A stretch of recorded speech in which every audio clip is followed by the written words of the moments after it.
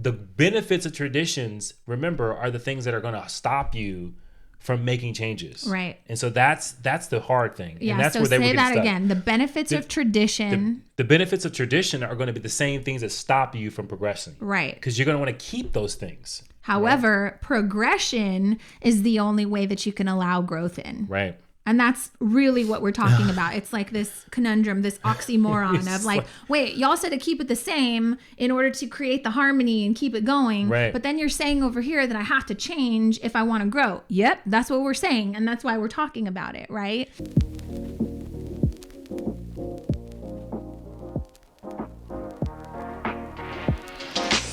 Hey guys, welcome back to the Push Podcast. I'm Janelle Copeland. And I am Edward J. Copeland. What's the J J first and only. That's right, because you get all chicks. All daughters, guys. What's the J for? The J is for Jesus. It's not. You don't even know how to say Jesus. Jesus. You're all Jesus. Jesus. It's not. It is. Should I give my middle name? Is that too much? All right, don't. That's Joseph too much. is a powerful name. Edward Joseph Copeland. The first, last, and only. I'm sorry. Yeah. Well, you never know. The kids may name, if they have a son or something like that, they may name him after me. Well, they can't name him a junior. What are they going to name? No, they don't have to second? name it. Yeah, it's like, isn't that what it is? It's a second if you have the exact same name and you're not a junior. I wouldn't hold on to that because expecting your daughters to give their sons, along with the permission and collaboration of their husbands, the exact same name that their father has. I plan on being a huge influence on whoever they decide to take it in as a partner. Wow. Our Okay. spouse. Well, welcome back to the Push Podcast, you guys. This is episode number 81. Oh, 81. Yeah. And today we're going to be talking about tradition versus progression, right? Yeah. So And there's so much to unpack. right. 100%. 100%. However, We only have her for a few moments because she's still recovering. yeah, I'm not on drugs though. Okay. I am not on any sort of were on opioids, drugs? Vicodin, anything. Now everybody thinks that I'm actually doing drugs, so who knows if YouTube will even play this. But I had surgery about 10 days ago or so, and I've been slowly recovering. Mm-hmm. This is the first day that I actually put on semi-normal clothes. I actually have on pajamas down below and slippers, but They I don't need look to know good that. from up here. Yeah. And it's all good. I'm feeling like I'm You're slowly, no different than any other person right now during this kind of social distancing stuff. Everybody's been wearing pajama True. bottoms on Zooms and True that. different calls and stuff like that. So Yeah, so I'm Not a big deal. recovering. I'm weaning myself off of the drugs Off- because I getting off the horse. I probably asked my doctor 16 times, "Are you sure I'm not going to be addicted to this? Are you sure? Like how long do you think I'll have to take this?" And she said a solid 2 weeks, and I'm proud to say after 9 days, I'm like, I don't want this anymore. Yeah. And funny story, Eddie and I always tell everyone that if we had any sort of marital issues, we could work anything out except for what, babe? Drugs. Explain. Well, I mean, there's a lot of layers to that. Well, one, I think that we have pretty addictive personalities in a sense where if like we get on to focus on something, like we're like 100%. And so I am not going to fall short of doing drugs. Like I'm going to go. You're going to do it well. If I'm doing drugs, I'm going to be a high performer. Wow. Right? Just joking. But I think we approach many things like that. So we have realized and recognized that is a downfall for us in one category, and that again is drugs. And if you are a recovering addict, we're not downplaying. We know how powerful it is. I mean, think about this: when people they will sell their kids and stuff like that for Rob, steal, heroin kill. and all that kind of thing. So this is a serious thing, but we understand that is a powerful thing. We want no part of it. Well, that's a no-no for us. And, to go back so you don't think we're being insensitive, addiction runs deep in our family. And so we're speaking from what has happened in my family, how it's impacted the children, how it's impacted adult relationships. And so, anything that happens in our marriage, we can get through, Right. But we know, so the one rule we live by in our marriage is also be responsible and accountable for your own shit. right? So you can't say crazy things to me Right. and then turn around and apologize. It doesn't work like that. Like Right. if you're going to exercise a lack of control, I don't want to be with someone like that. Well, so that I has think worked for us. that was part of the philosophy, but also like words you have control over. So if you are intentionally using words to try to harm me, then there is a lack of respect there, Right. and there's a disrespect that is not in a loving relationship, no matter how upset you are of someone. Right. So if you're in one of those kind of crazy toxic relationships where Oh, you it feels so good. it feels so good to go yell at someone, say "fuck you," and you say "fuck you too." So if you're in that kind of relationship, Get out. you should probably change that. You know, Right. maybe get to a place where you don't do that. Right. Unless What? no, I'm just gonna say this. Some people have a different relationship with language and words, right? Okay, we'll get into that But later I'm because just I saying, know where you're going with I it. have a different relationship with, like, I love words. Words matter to me. They're important to me. As you can see in our bookcase, like, we like to read, and so words are part of reading, right? I don't know if you can read without words. Right. You can't. No, you can't. Okay, hurry But up. what I'm saying is that just make sure that there's a level of respect. That's all I'm saying. Okay, reeling us back in. I don't know how we got there. I don't either. But the thing that we exercise in our marriage is not to have a lack of control. Right. And so to be accountable for your actions and your words, correct? 100%. Are we in the same marriage here? We're the same So marriage. we have come to the agreement that anything that we choose to put each other through, Right. we know that we have to be responsible for being conscious in choosing that, Uh-huh. right? And so therefore, if you choose to subject our family to drugs and addiction and you start, stealing from our household, I'm going to put you out. You're going to be homeless. And we're going to drive past you on the street. And I'm going to be like, look, guys, wave to your daddy because I love him so much and I miss him. But I'm not going to be the one to stand by Right. your side and put you through rehab because you knew you shouldn't have done that. Right. So that's the only line in the sand that we have. Right. Right? Shake on it. Shake. Well, it's so funny. Our kids are like grown, so you act like you're packing them in the car. Yeah. Wave at your dad. Wave at your dad. They're 20 They're years like, beep, beep, hi, Dad, going to work. So anyways, enough about that. Yeah. Do you have, we have some reviews that we I do want to talk quickly about wanna some read. reviews we got. So I want to shout out Carol Wants. Wants. Wants. What does Carol want? Carol she wanted wants- to leave a She review. wanted to leave a review. And so she listened to episode 77 and had this to say. She said, Eddie and Janelle speak to the people on a level that relates to multiple people. I agree. We do. Read the review. Thank you. By the way, So episode much to 77 was about welcome to your funeral. Yeah, so so much to rethink about how we process information. So she just listened to how to prepare for your problems. She's mentioning a couple different ones here. Okay. So just how to prepare for your problems, tremendous information. I really enjoy the energy, and she appreciated our insights, and she feels like we're doing sacred work. And she said episode 77 was powerful. So she mentioned a couple of different episodes in that one review. Carol, we appreciate you, and thank you so much. Absolutely. Love it. And then I think this is the next one that you were going to bring. So wait, was that Carol? Yep. Okay. Thank you, Carol. The next one is Miss J.G. Burgos. Janelle, you apologize if it sounded morbid when you guys were so not morbid in episode 77, Welcome to Your Funeral. I want to thank you guys for doing this podcast. I recently started a journal, not just to write about my thoughts and goals and emotions and feelings, but in search of sanity and personal growth. But I started a journal because I just wanted... in case I leave this earth permanently, I want my family to know what I didn't have the time to say or what I couldn't spit out or what I was afraid they wouldn't remember. I love that, right? Yeah. She said, I actually felt morbid starting the journal, but you both put it into perspective for me and I no longer feel morbid. It's crazy that I've thought about my husband and when he passes, how I could carry on his legacy and what I would do. I felt morbid for thinking about that too, but when I think about my passing, I feel sad for my children. I feel sad for my husband. I'm going to write these 30 questions down in my journal and answer them for my loved ones. And I don't just want to ask my parents. I think that I want to ask everyone. So thank I you love that. so much. That's just Tina G. Burgos. We really appreciate you guys.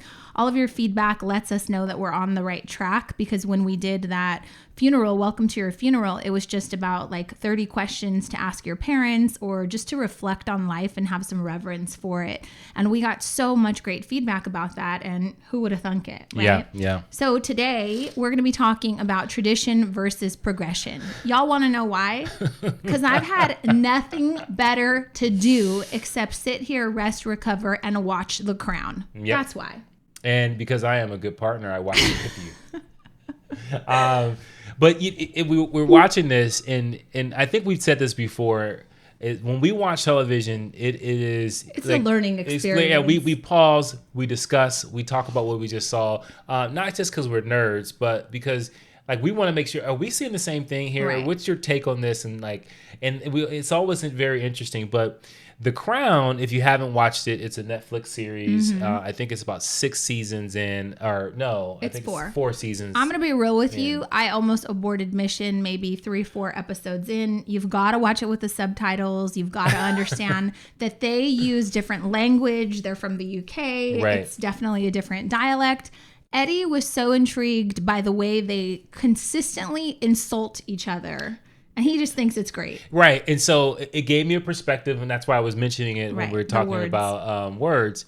It gave me a perspective that depending on your relationship with language and how you communicate most often, that's most authentic to you, sometimes harsh language, or what I would consider rude as hell, because they talk crazy to each other in the most proper, formal way possible. But I realized that they never took offense. And I think that there's a snobbish, aristocratic way that they communicate, and there's this undertone of like you're beneath me kind of it's thing. Elitism for sure. It's definitely elitism, but it made me think like, okay, I get it. They have a different way of talking to each other, because if someone said that to me, that's some disrespectful shit, right? And I think you want to be them though. Like you want this vocabulary that's just so offensive that when you say some crazy shit to someone, people don't like, notice. What did he actually You're just so say? wretched. Right.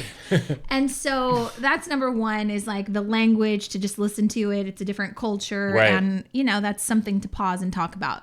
Another thing to pause and talk about is the fact that and this might be something you guys are like, The Crown, I'd never sit there and watch. You don't have to. Buckle up and just listen to the cliff notes, because we're about to talk about it. It's about, the Queen of England and how she becomes the queen. And it's about the traditions of what holding the crown means to not only the family, the royal family, but also to the people that hold the royal family in high regard, right? So we don't have a monarchy. That's just not what we do in the United States. And mind you, what's so interesting about this is that we don't have any of those things. Like we have elected officials, and then the UK they have a democracy as well, but over the democracy, or alongside the democracy, they have a monarch that is purely created based off thin air. Like there's the power that they have is just like given to them, not because of they earned it or anything like that. It's just they're born into royalty, right? And they're kept in this place of royalty simply because the people in their own minds have created this place for them in their lives, right? Of power, right? Of wealth, authority, wealth, everything. It's pretty amazing. Prestige. Yeah. Okay, so here's where it gets tricky. Y'all saw the interview with Meghan Markle on Oprah, Prince Harry. And regardless of what side you're on, I was talking to my sister, Richland. She's like, well, we don't have this, but I can't imagine that the people in the UK are probably like, F Meghan Markle, she's messing stuff up, right? And I said, well, I think that if I had to bet, in the UK, it's very much divided with people who are holding on to tradition and being really conservative with the way that we do things versus the people that are, striving for progression, very similar in the United States to Democrats, Republicans, right? And so you have these two separate classes, if you will, in the UK, that some of them are like, oh, we need the queen. We need the royal family. We want to be a part of these fairy tale weddings. And, Meghan's messing it up and she's putting the monarchy in jeopardy, that sort of thing. Right. And then you have other people in the UK who are more progressive, who are saying, hey, 100 years ago, number one, marrying a black woman or bringing a black person into the royal family, not going to happen. Right. right? And also, you couldn't even have dated someone who was, or married someone who was a divorcee. So you have 100 years ago, the original king decided he wanted to fall in love with someone who was a divorcee. She was American. Not the original king, but King Edward. King one Edward. Of the kings. And this so goes back 1,000 years. This guy falls in love, and basically, they say you either pick her and abdicate yourself from the throne, so you are no longer the king, or you get rid of her, kick her ass to the curb, because who cares about love? Right. And you rule this nation. Well, and I think it was is exactly that, but I think the other layer to it is the tradition is so formal, is so embedded that they want the prestige and they want the perception of perfection, right? So they want everything to be a model of how they want every citizen to live, right? And so marrying someone that was a divorcee goes against that tradition, right? And so there you have this first kind of element, and where we're going to get to in this conversation is you have tradition and the qualities and what is important around tradition. But then you have this other side that says, well, in order to keep pace with time, in order to meet people where they are and really be relatable, you've got to have progression. Right. And but that is where the fight happens. Yeah. But we see it here in the United States as well. Right. You see it also in your own life. Right. In the things that you were taught, in your life, in your family structure. And that is the thing that's where the biases and all the different things that we've talked about in this podcast before come. But also when and we'll get into this, but when you think about your own life, what are some of the things that there are habits and foundational things in your life that you're trying to hold on to, but it's also fighting against your ability to progress. Right. So that's the point of today's episode, is just like, when does tradition become cumbersome? When does tradition getting in the way of equality and acceptance and progression, right? Right. And so as the crown unfolds, each generation has different things where they're fighting for love, or they're fighting for freedom, they're fighting for independence. And in this family, it's like, no, it doesn't matter what you're fighting for. That's not how we do things in this family. We are better than everyone. Right. Pull it together. So it doesn't matter that you have mental health issues. It doesn't matter that the love of your life you want to marry. That is a hard no. Deal with it. That's your responsibility, and your life is full of privilege. So suck it up, buttercup. Yeah. And what I found that was really strange, to add to what you just said, this strange duality of like, there's this tradition that they're all trying to uphold because that is what makes them relevant. Right. Without that, they don't even exist. At the same time, that same tradition is destroying them personally, individually. Right. Because behind the scenes, because like with anything, like things change and life changes and you change, and all of a sudden you love different things. You want different things. You want to have a different life.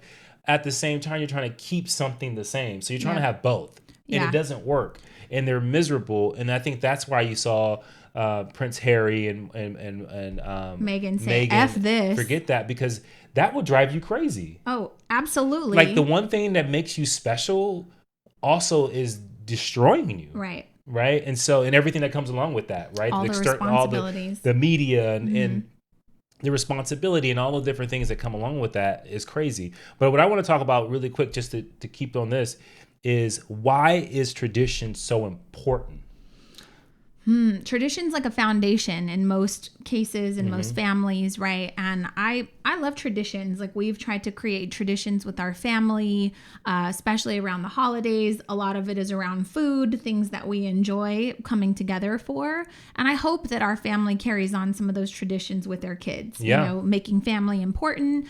But where tradition can get in the way of progression is, let's take, my brother-in-law, Tony, shout out to Tony Lau Ungai Tafa, my brother-in-law. He's Samoan. We had this really beautiful conversation about the fact that in the Samoan culture, there's so many families, and you have a chief that basically the families report to. The chief kind of takes money from each of the families, and everyone's kind of working and contributing to this big pot. If someone passes away, then there's money for the funeral. It's your obligation to come and host, whether it be bake sales or car washes or whatever fundraisers.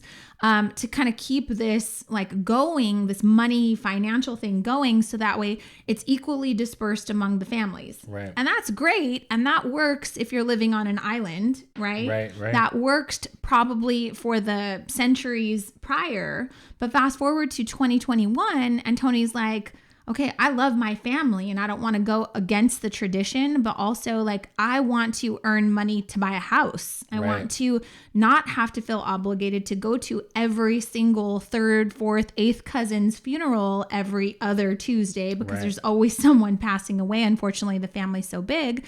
I also don't want to be contributing to this big pot that if my family's not needy, we don't actually get any, right? And so it was just this beautiful conversation of like tradition is great, but when does it become something that hinders your progress, right? Yeah, because there's not only that, there's ideas that come along with that, like how that family sees you and what place you kind of occupy in the world, and want to make sure that, hey, you're not going too far outside of the family. You're not going too far into kind of the westernized thinking where you're forgetting some of the values that are so important. Because, well, that's what it is, because Tony obviously married my sister Jessica, who's not Samoan. Right. So then it's like, oh, you're whitewashed now. You're destroying the family traditions. And it's like, no, I'm building a family. I'm making Markling over here.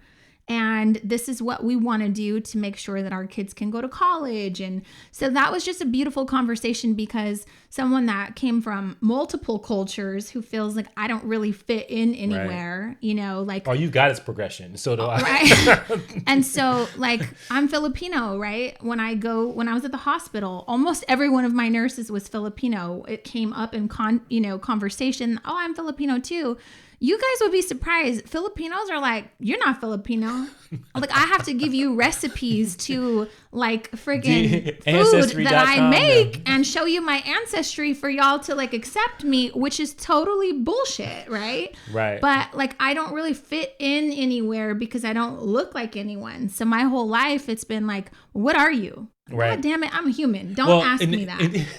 But the point is like, I remember liking a Samoan boy in junior high school, and he was like, dude, I like you, but I can't. The Samoan girls would beat you up, you know? Right. And we could get into all of those different races. I didn't fit into any of those, so that was difficult. Right. But that kind of ties into the whole tradition. Mm-hmm. How do you not piss off your family? How do you keep those things that they hold near and dear to their heart sacred? And how do you also progress? Because let's be real, it's 2021. Yeah. And so for many of you that may be thinking, well, I don't really have like a family structure like that, like a Samoan family. My brother-in-law's not Samoan. And I don't come from the UK, royalty. And so I don't understand that. I will tell you this, you do have some things that your parents have passed down to you that you may not necessarily call them traditions, but they are kind of tradition in a way of thinking and ideas. And you know, when you pass along things like a poverty mindset, or maybe you pass along an abundance mindset, like those are kind of traditional thinking. And what you'll find is that when your family comes together, listen to the conversations. Yeah. They are showing you what it looks like to be a part of a tradition. Right. And here's some of the other things that are really good about tradition. So it's a sense of identity, right? So when you belonging, when you feel like you can connect because of something that's common kind of that there's a common interest, there's a center of the family that, hey, this is what we are all about. Right. And I think that's a beautiful thing. And you know, being a Black man is saying, you know, there's very few of any traditional things, simply because of the Black family being kind of broken apart from its roots. Then, you know, you almost have like this place where you say you're kind of trying to create something out of nothing, right? In a sense. And so obviously there's some traditional things for, you know, soul food and things like that. But I think that you're talking about like the UK, you're talking about Samoans, you're talking about even some of our Asian friends, they have 1,000-year traditions that they practice that, wow, it's amazing. But at the same time, does it get in the way of progression? Okay, this is where I was going with when I made it about me, like me not fitting in. Yeah. So my sister and I, you know, we're the same culture. feeling like we didn't belong. So looking at Tony's family is something that like we longed for. We wished we had that deep-rooted culture. I wish I was taught to dance. I love the Samoan wedding dance. Like I love that stuff, right? And so it's interesting when you're in the culture, you feel a certain way about it. But when you are not a part of any culture or tradition, you kind of long for it, right? And so this conversation today is about like, at what point do you stop and recognize the fact that you have traditions, you have beliefs, you have ideals, all of these things that have been embedded in you since childhood. Do you know that for the most part, the way that you respond and your actions, the way you process things, you have that developed fully by the time you're 7 years old. You don't know anything about the external world except for what was taught to you inside of your home. Right. So if you are a mother or father raising children and all you do is freak out, all you do is, run a messy house, or it's disorganized, or you always feel like, God, I can't catch a break. There's always something wrong, or there's never enough money. All of those things, congratulations, you just pass those down to your 7-year-old. Right. And unconsciously, it's going to come out when they are in their 30s, now trying to figure out how to raise their children. And so those are the things that we want to talk to you about today. Yeah. Those things that you didn't realize they were deep-rooted traditions. You didn't realize that those were beliefs that were bestowed upon you, like the royal family, but you have them, right? Right. And we see this in like how people raise their kids. And, if there's traditionally the kids are really protected, right? You don't let them do many things. You don't let them, go on little adventures where they helicopter do things. Parents. Yeah, helicopter parents. That is a traditional way of parenting in some cultures, right? And what ends up happening is that tradition doesn't necessarily match what's required for the new world. Right. Where you've got to be daring, you've got to take on risk, you've got to be able to really find a way to make something different in your life, right? And if you can't do that, then all of a sudden you go back and say, why am I so stuck? Right. Why am I finding myself in this place where I feel like I can't progress? A lot of times it's those fundamental traditions that have been kind of embedded in you that are really stopping you and putting you into a place where you can't move forward. Right. So this reminds me of the conversation we had on Clubhouse a couple days ago. Shout out to Clubhouse. Like, you guys have got to get on Clubhouse. If you're not, I know you're probably thinking, God, it's another thing for me to keep up on. It's another thing for me to grow. It's not about growing a following on Clubhouse. It's about being a part of conversations that you don't even have to contribute to. They're just happening and you want to be a part of those. So we hosted a room the other night about just a Q&A for business owners. And there were a lot of it was on relationships. It was on pursuing and maintaining and managing through your relationships with your loved ones, friends, and family while chasing entrepreneurship. Right. And it was really a great conversation.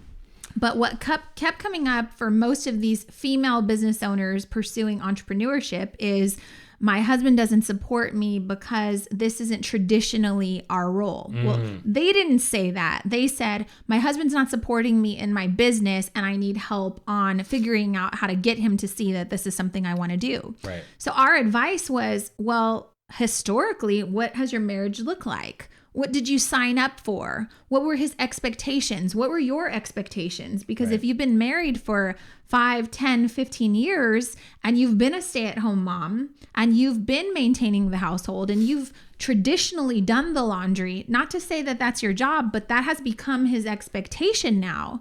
And so now you just decided to change the contract, but we got to re-up it. Yeah, and I want you to keep going. And I want you guys to understand the impact of that. Remember, traditions bring comfort. They bring certainty. They bring common ground. And so when you settle on that in a relationship, that's the tradition, right, and you want to break apart, you're breaking apart you're part breaking of the bond. Contract. Yeah, and so I think that is a good point. The benefits of traditions, remember, are the things that are going to stop you from making changes. Right. And so that's the hard thing. Yeah, and that's so where they say were that stuck. again. The benefits of tradition. The benefits of tradition are going to be the same things that stop you from progressing. Right. Because you're going to want to keep those things. However, progression is the only way that you can allow growth in. Right. And that's really what we're talking about. It's like this conundrum, this oxymoron of like, wait, y'all said to keep it the same in order to create the harmony and keep it going. Right. But then you're saying over here that I have to change if I want to grow. Yep, that's what we're saying. And that's why we're talking about it, right? Yeah. And I think here's the question is, when do you abandon tradition for progression? Right? Because like we have had this in our relationship where we're partners. Like we come to the table together. Right. And I don't think that's ever going to really change, but we are creating a tradition within that. Right. Now, if that was to change, when do you abandon that? When do you say, okay, well, this tradition, because now it's 2030. Right. And we got to think differently. This is not going to work anymore. Well, we have abandoned lots of traditions. So I'll give you an example. Historically, most of the time, the women do the cooking, they do the cleaning, they do all this stuff. Just so we're clear, in the beginning first episodes, we talked about how we met, how we got married, all that stuff. So go back and listen to like episode 1 or 2. But we met doing the same job. Right. I literally was also a store leader, just like you, in the corporate world, working in consumer electronics, leading a team, working 10, 12 hours a day, just like you, by the way, doing that shit in heels, right? So when we decided to start a family I wasn't in heels. and get married, I'm saying I did it looking better. Is what I'm saying. And more in discomfort, right? Yeah. So when we came home and we were married, starting to establish like what our rhythm was going to look like, it was very hard in the beginning because I remember you asked me a couple of times, like, what's for dinner? And I'm like, I don't know what is for dinner. I literally just worked the same amount of time that you did. And so we had to say, okay, pause. We're either going to get a divorce because we're not on the same page with these invisible expectations. Right. Or we need to figure out foundationally what's going to work for our family. Right. And so that's when it was like, okay, well, I don't have a problem cooking for you, but what can you do? Right. And so I love that, because what you just said there, and I hope you guys all caught that, that's when you abandon tradition. Right. Right. When tradition threatens progress. Right. Because there's no such thing as staying the same, right? And so that's why this whole monarchy thing is so in jeopardy, because what they're saying now is when the queen leaves this earth, it's going to be hard for anyone to step into that, right? And to keep that monarchy alive. But right now, like when you think about like what's at jeopardy, the UK is a kingdom. And if they're trying to keep pace with the modern world, does this go with it? And for our relationship, in order for us to move with the time and for us to move and progress our relationship and grow, we had to abandon a tradition that was imaginary in the first place, but we had to abandon it. And so I think you have to look at what are the routines, what are the ideas, what are the conversations that you have created as a tradition in your family structure that you need to say, we need to abandon this because we're putting at stake progression, growth. Or maybe you don't abandon it. Maybe it's time to come together and have a conversation about the current contract in question, right? Okay. So like using a football analogy, you got signed for a contract. In my opinion, those contracts don't sign a contract for more than 3 years because a lot can change in 3 years. Someone can get injured. Someone can do drugs. Lots of things can happen, right? So you sign a contract for 3 years and then it's time to come back and renegotiate. Because this might have been more work than I anticipated. So I want to renegotiate my contract. And we had someone on our Clubhouse conversation the other day give the feedback of, why don't you sit down with your husband, both of you take a piece of paper, you make a list of all of the things you do to contribute to your household and your children, and let him do it too. And what you'll find is that it's often like, what's the word? Lopsided. Yeah. It's not balanced, right? Right. And so that means you need to re-up and renegotiate your contract. Yeah. And I'm not saying everything needs to be 50-50. In fact, I think to have a great, thriving marriage, it needs to be more like you're trying to do 80% of the work and you're trying to do 80% of the work. So that way you're always kind of serving each other, right? Not just saying like, I did mine, that's not my job. We hate when people say, that's not my job, right? Job. Yeah, it would never be your job. But, if you're trying to chase entrepreneurship, you're trying to start a business, if your kids are going away to college and you've been a stay-at-home mom for all this time, it's time to renegotiate that contract because traditionally the things that have worked in your household likely need to change. Yeah. And make no mistake, we have completely probably destroyed our children because we disrupted what we were taught. Right. We disrupted the tradition. We came to a new contract, a new agreement. we have shown our children that men share equal amount of the responsibility. Eddie and I both make money. We both are very driven. We're both very competitive, and we both want to create a lasting legacy for our kids. 100%. That's not just with money and wealth.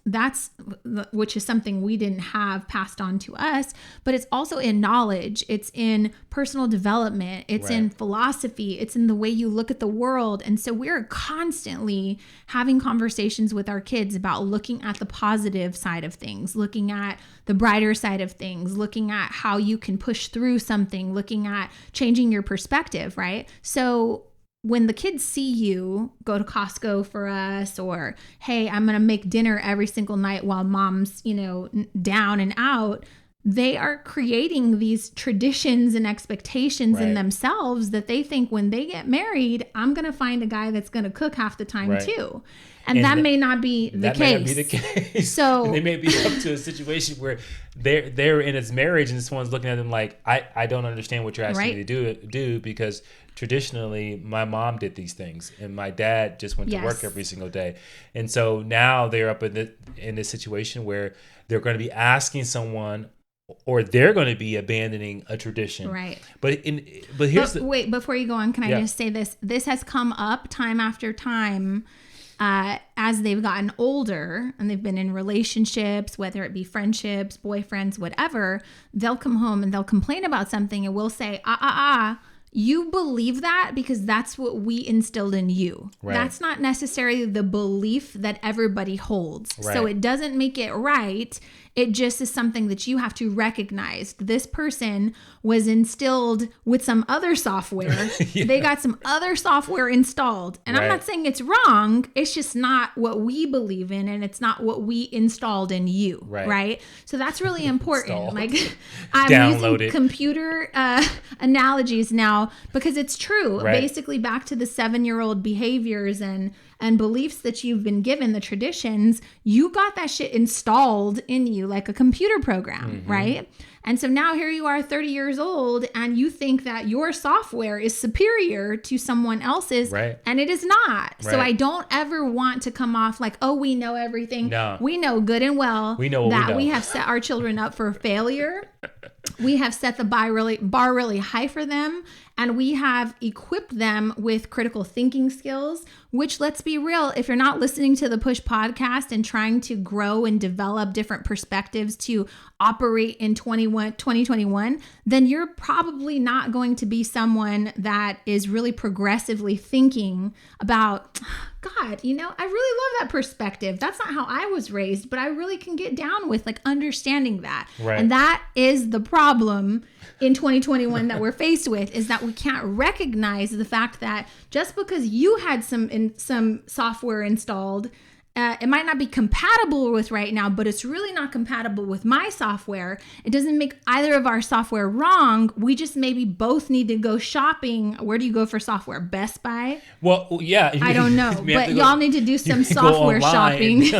But so that's where, and one of the things that I have been really trying to like better understand this word, and that's integration, right? And so instead of trying to find balance, because you're not going to find balance between two competing processors or operating systems, to use your analogy, what you're going to have to find is, what software can I use that can integrate with this software and work together in unison? And because tradition, foundation, routines, all those things are so important, because that is where we get our power. That's where we get our self-worth from, is because this is where I come from. If you find people that like they come from a rich culture, there's a lot of self-love that they have about themselves and about where they come from, because that tradition gave that power. But on the flip side of that, there's not always roses on when you're just progressing. Like when you're just moving forward and you're not getting and grounding yourself in some type of consistency and certainty, what you end up doing is you're constantly on to the next, moving, and you're never letting something grow. You're never letting something actually find some foundation, so that traction, they can build, right? And so that's kind of where we're in now too. We have a lot of people that are just moving, and they don't set foundation. They don't want to actually put something together that they have. We talked about this in the last podcast where there's delayed gratification. Like, I'm going to plant some seeds here and I'm going to nurture this thing, which means I'm going to have to create some culture around it, right? Some traditions around what I'm doing, some routines, so that it can grow and be something that's fruitful. And so a lot of times what we see with either people in business or people that are just individuals, they're not putting together this foundation. And so as soon as there is an obstacle, as soon as there is something that's a problem, everything falls apart. Yeah. Right. And we mentioned that building in that skyrise in San Francisco that was built on sand. Well, that's what happens, and it sinks over time. And so I think that's where you have to say that integration of progression and tradition is so important. And so in your life with your family, you have to find a way that how do you make them work together? Right. Because you do have to find some consistency. You do have to find some things that build self-worth and love. And at the same time, you got to be able to say, I got to be flexible enough to move forward. Right. And it kind of reminds me again about us ruining our children. Like, we have told them time after time, like, you know, our kids are older now. We've said this, like, there's nothing that your dad can't do that would break up our marriage. Like, we've made the commitment to be in this until death do us part. That's a commitment that we made to each other. And I could see that ruining one of them when they get older. Like, you know, I don't know, heaven forbid, like your husband cheats on you and you took it from your mom that I said stay. And that's not what I'm saying, right? But I am saying that because we have strong communication, because we have laid the foundation, because we've decided this will be a durable relationship. That would, And the thing to that is, like, we don't love each other with conditions. Like, I love you, but only if you don't cheat on me and only if you treat me like I'm your number one. Right. Now, don't get it twisted. Like, if you started going sideways, we'd have a problem. But again, that goes back to we are strong communicators. I can't say that every one of our daughters is going to have this amazing communicative relationship where they're able to express and kind of work through those things. But someone of them somewhere is going to blame what I saw in my parents' relationships, you know, told me, my 7-year-old me, that I had to stick it out. And so I just wanted to clarify that because we're humans. And that's the beauty of traditions versus progression. Right. And the last thing I'll say about like progression is we have never, ever been in 2021 before. Our kids have never been faced with the challenges that children in 2021 have been faced with, not to mention a pandemic, right? But they now have access to so much technology, so much information, so many competing distractions that their little brains don't know how to properly function and process all of this information that is constantly given to them. And so I think that this is where the line in the sand is drawn for me when it comes to this has worked in raising children up to this point. But now, friends, it's time to reassess how we are raising children going forward, because when have you ever had an entire year of sitting in front of a computer on Zoom, not interacting socially with your friends, being able to run around in a playground? Like, they need us more than ever to pivot with them. They need us more than ever to develop new skills, new ways to understand them. And it's difficult. You know, like we have our kids here, everybody's doing distance learning, everybody's working from home. We can't have a conversation unless or without every like 3 minutes or so, someone says something and it sparks something in all three of our kids that now turns into like a TikTok monologue or song. And I'm sitting there, I'm just like, can we have a conversation without TikTok like creeping in? It's like super annoying, right? And then I noticed it when we were taking pictures of Jasmine when she was in prom. She was going to prom. Every single time we snapped a picture, she was like, let me see. I don't like it. Do it again. I was like, you know what? This is what the hell you look like. No, you're not going to see it. And all I could do is think about traditionally, you weren't able to see the picture, right? When you took it, right? And so certain traditions must die. And if you don't fight, but here's the thing, there's two sides to that. One, I think you can teach them, but like the reality is now progressive where you get instant gratification. So how do you parent with that in mind? How do you parent knowing that your kids can get instant gratification, whatever they do, they think they can get it now. And how do you help them with the fact that that doesn't necessarily translate into life achievements? Like you don't always get what you want right then and there. But and so you got to prepare. You have these for that. 35-year-old millennials who are ready to like, you know, just kill themselves because I haven't met the love of my life yet, and I'm supposed to be married with children by now. Like that is a real thing. Like people are struggling and suffering from FOMO. But where do they get that from? They get that from a tradition of saying by this time you should be here. Right? There's something, and there's other aspects of that too, because there's comparison. But I think when people start to say, I'm supposed to be here, when they say that, that's that duality of like, traditionally, this is where I should be, and I'm not there right now. Right. So and that's where it's driving you crazy. So you almost have to say, okay, I got to let go of that. And I just got to focus on how do I need to progress so I can be better? And then once I find out what's the right timing for me and what's right for me, then I can make that change. But I think that's huge. And I think the last thing I would say is as we talk about this tradition versus progression, like we didn't get into the topic and we could talk about this in another conversation, but the progression we're seeing with women, the people of color, the progression that we're seeing of the transgender community, the LGBTQ community, the progression around mental health, all these things are progressions. But there is a part of us in a society, and no one's left out, but there's a part of our society that's so rooted in this tradition that's trying to stifle that same progression. Right. And so you have to ask yourself, if you're finding yourself frustrated or upset by some of the progressions that you're seeing, you got to ask yourself, where's this frustration coming from? It's probably coming from a tradition that has been embedded into you that this is the way the world should look. It should look white and it should look male. Right. And you got to ask yourself, who told my 7-year-old self that this is what, I should be expecting? Because that's really where it came from. Like this is scientific data here. And so I hope this episode gave you a lot to think about. I mean, it's a lot of different things to try on. I wouldn't mind doing like a bonus episode of only talking about The Crown, just because I feel like some people are like, the royals, who cares? But there's so many great lessons. Right. And we were talking about, like, Eddie and I, we pause everything, right? So we were like, pause. Okay, let's talk about this. If we were royals, would we choose each other for love? Or would you like, hey, you're a king. If you choose me, you got to give it all up. I think we both agreed. We'd be like, bro, I'll catch you in the next lifetime. Don't give up your kingdom, right? Come on. Like, and so we just laugh about this stuff, but there's so much to unpack, right? Another great show.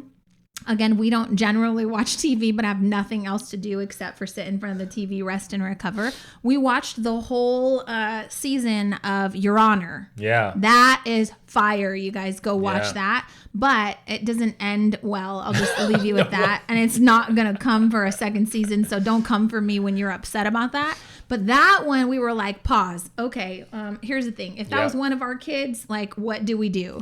And we're constantly having great dialogue. We're constantly summoning our kids out of their room to come out here. Jasmine, okay, if you have a hit and run, what are you going to do? I need to know right now. Because if you flee, I will turn your ass in, right? You're going down. And is it true? I'll just ask you on air. We know that each of our children are so different. Yeah, they would all do different. Like, let's just say there was a hit and run. And we were like, you're forced to, do you either cover it up for them or you turn in your kid?